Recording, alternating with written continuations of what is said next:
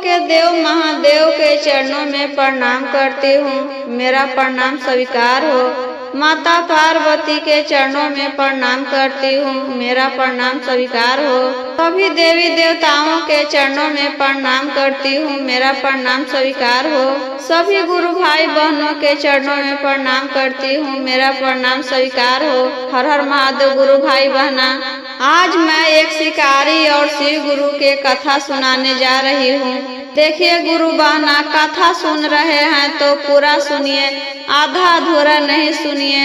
आधा अधूरा सुनने से शिव गुरु का अपमान होता है और पूरा सुनने से ज्ञान होता है। शिव गुरु दया करते हैं। एक गांव में एक शिकारी रहता था। वह प्रतिदिन शिकार करने जाया करता था।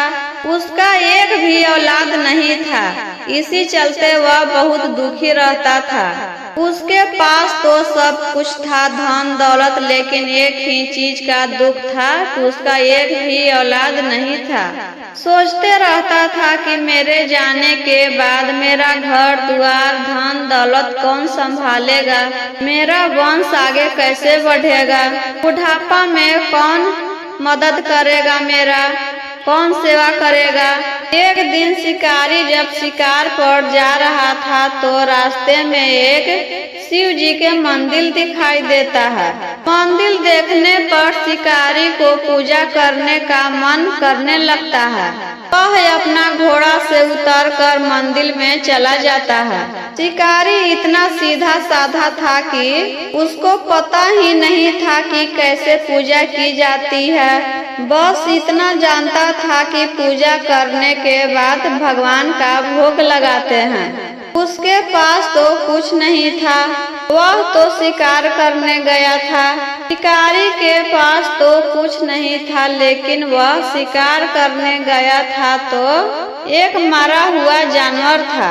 उसी को काट कर मांस का टुकड़ा चढ़ा देता है शिव जी पर। चढ़ा कर घर चला आता है।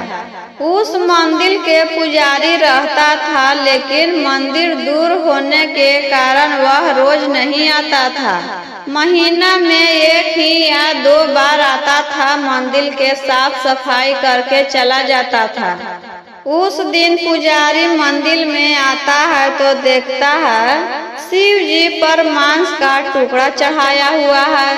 पुजारी सोचता है दीदी की कोई जानवर आकर यहाँ मांस छोड़कर चला गया होगा।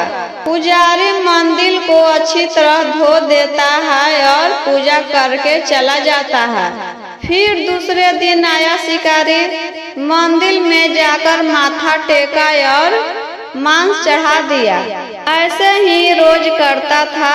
शिकार से लौटते समय मंदिर में जाता और मांस चढ़ाकर घर चला जाता। एक दिन शिकारी जब सुबह आया तो देखता है मंदिर में पूरा कूड़ा कचरा भरा हुआ है। पूरा मंदिर गंदा पड़ा हुआ है। वह अगल बगल देखता है कि किस चीज से पानी ले आए और मंदिर को धो दे कि साफ हो जाएगा। उसे कुछ नहीं दिखाई देता है। तो मंदिर के पास एक झरना था।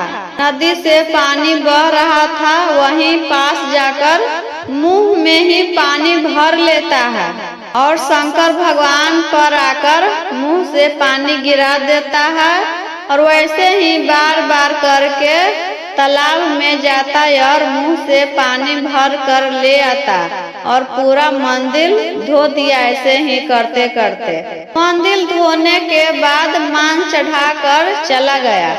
उस दिन पुजारी आया तो देखा कि पूरा मंदिर साफ है, धोया हुआ है और थूक से मंदिर भरा हुआ है और मांस चढ़ाया हुआ है। पुजारी कहता है भगवान यह कौन है जो रोज मांस चढ़ा देता है और चला जाता है। यह तो जानवर का काम नहीं लगता है। यह तो कोई आदमी कर रहा है। आप उसको दंड क्यों नहीं देते हैं।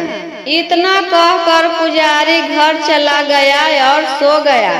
शंकर भगवान पुजारी के सपना में आते हैं। चल के देखो भक्त, वह तुम्हारे तरह ही, वह भी मेरा भक्त ही है। जो मान चढ़ाता है और सच्ची मन से पूजा करता है, और तुमसे ज्यादा वह मेरा प्रिय भक्त है। वह पुजारी उठ जाता है, मंदिर के पास जाकर एक पेड़ के पीछे छिप जाता है।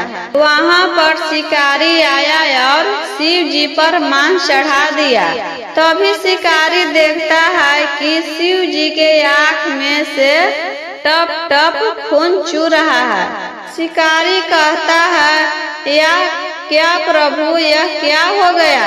मेरे प्रभु के आँख में चोट लग गई है, इसी चलते खून के आंसू बह रहे हैं। शिकारी जंगल में जाकर कुछ औषधि तोड़ कर लाता है और पत्थर से पीस कर शिव जी के आँख पर लगा देता है, ताकि इससे खून बहना बंद हो जाएगा। तब भी खून नहीं बंद होता है।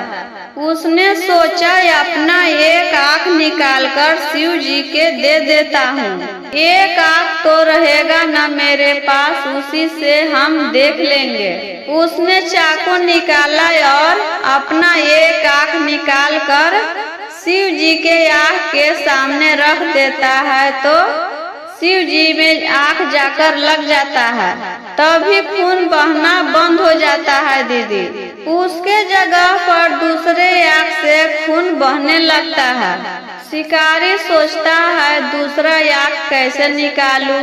आँख निकाल भी लूंगा तो शिव जी के कैसे लगाऊंगा आँख? मुझे तो कुछ दिखाई नहीं देगा। इसी चलते वह अपना एक पैर शिव जी के आँख के पास ले जाकर रख देता है। जहाँ आँख लगाना था वहीं पर रखता है, ताकि पता चले कि यहीं आँख लगाना है। फिर चाकू से अपना दूसरा आँख निकालने ही वाला था कि वहाँ पर शंकर भगवान प्रकट हो जाते हैं।